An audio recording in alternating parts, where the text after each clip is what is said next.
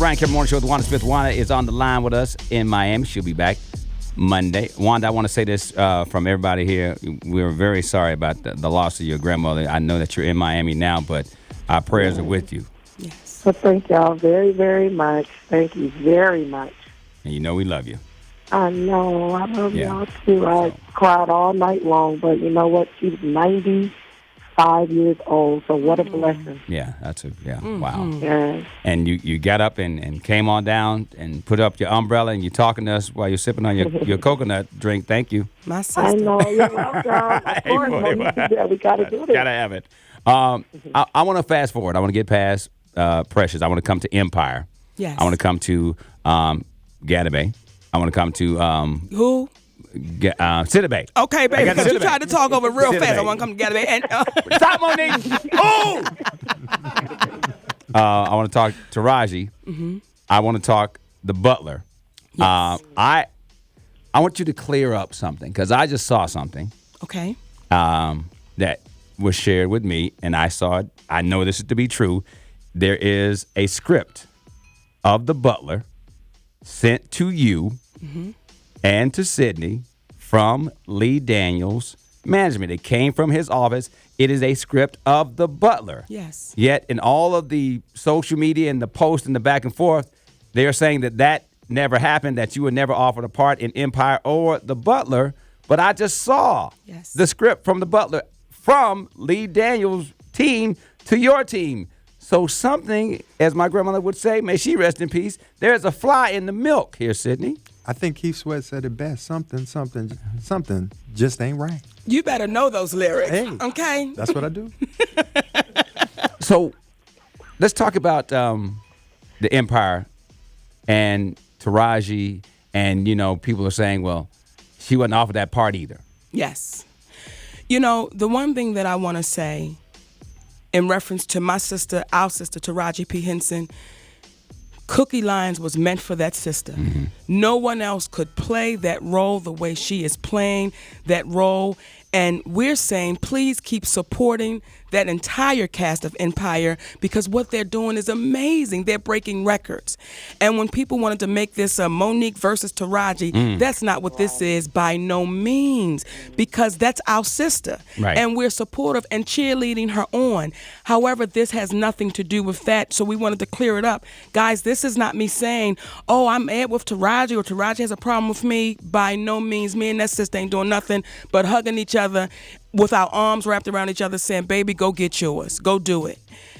With the Butler, you just saw that script. I saw the script. Now, you don't normally get scripts just to read a script, just to read it. I was offered the part of Gloria.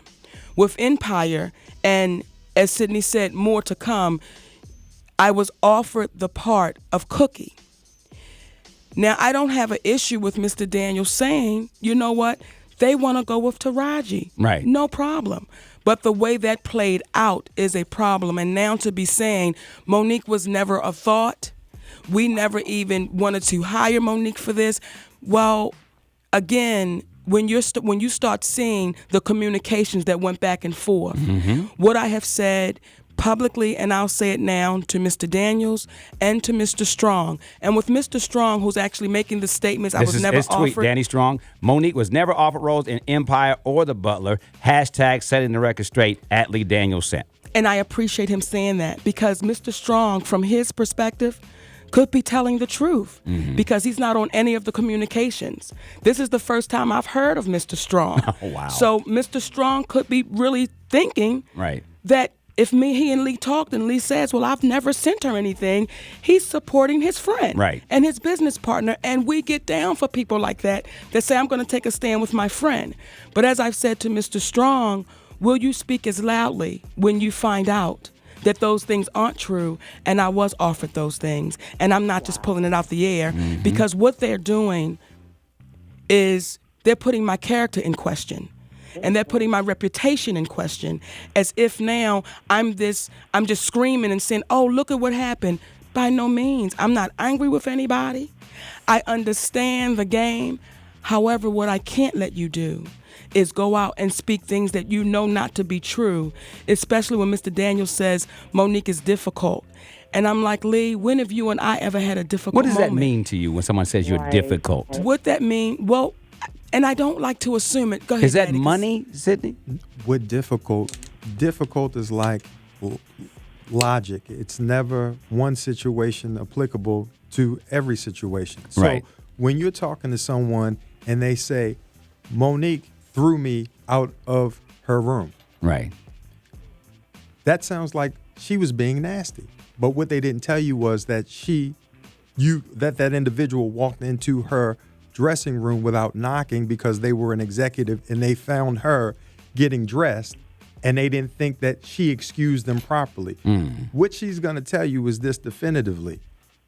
She may not tell you in the nicest way when you wrong her. This is real. Right. She going to say, she might use colorful language and say, if you don't get the Right. Out of my room. Yeah. But what happens is she's not known for being a cereal sandwich slapper and coffee out of somebody's hand who's just sitting there on this curb relaxing and eating, and she's just going to slap a sandwich out your hand. Right. But her response to someone who does something wrong to her, based upon where she's from and her experiences in her life, we were having a conversation. It was the funniest thing. She thought that was being real.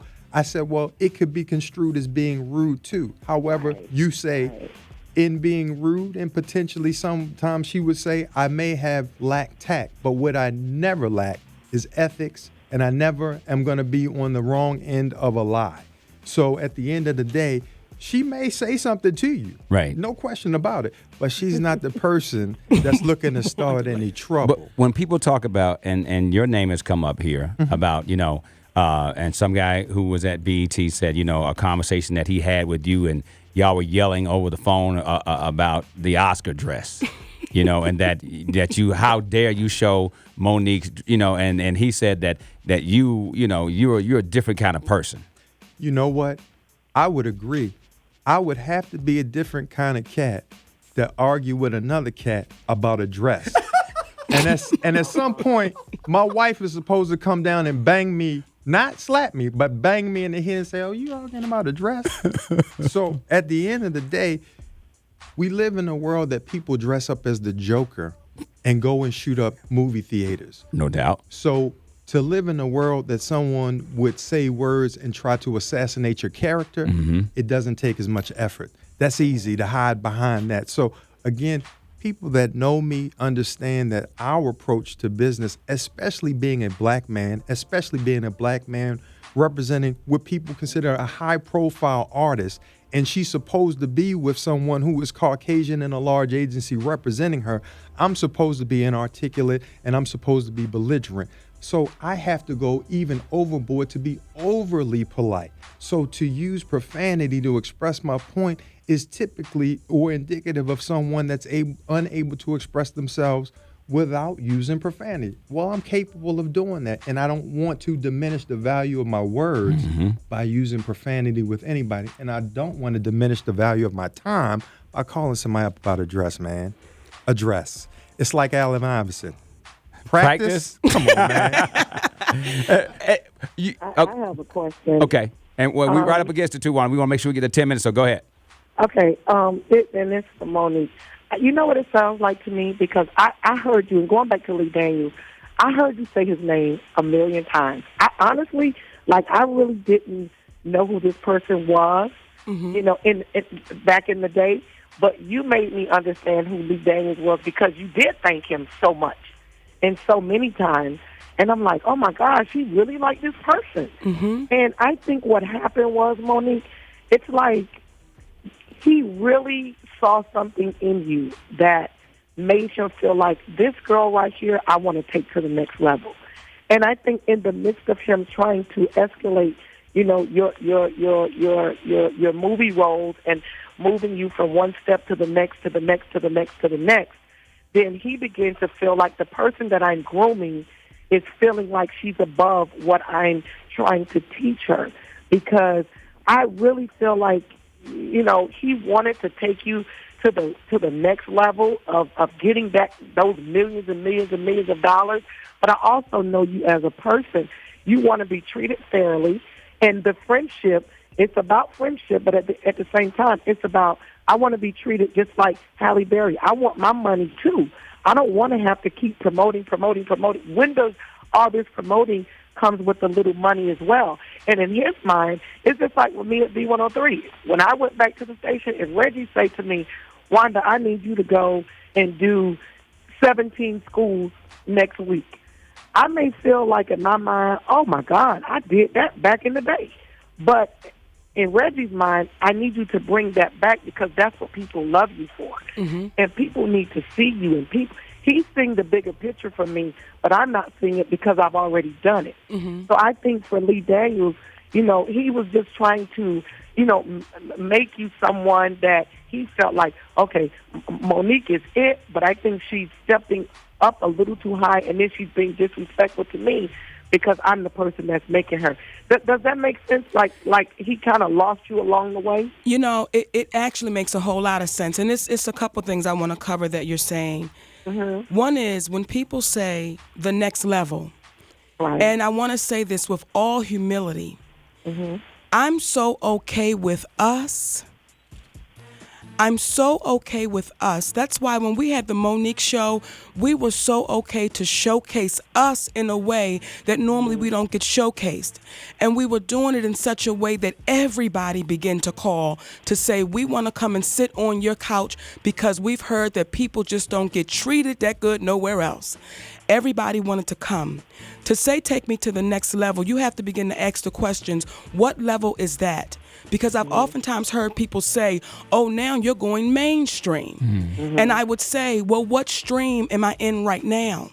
Mm-hmm. Because the stream I'm in right now, I'm good with these fish. These fish have swam with me in this lake, baby, for over 20 years. So now what I can't do is jump out of this lake to jump in your lake because you said we think you're now good enough. All we were saying is if you want to come play with us, everyone is welcome, so I don't buy into the next levels.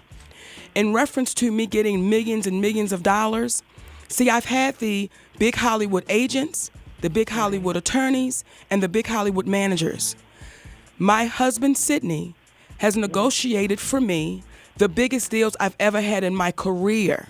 It wasn't the Hollywood managers and agents because as one manager told me, Monique, the talent is not our best interest.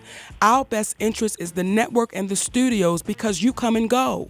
Talent is a revolving door, so we have to have these relationships with the network and the studios. So the best deals may not be worked out for you. And what do we do with that manager? We had to let him go. What he didn't know was that he was firing himself. Wow. But what I also want to address is... Well, we got time. We got to come back.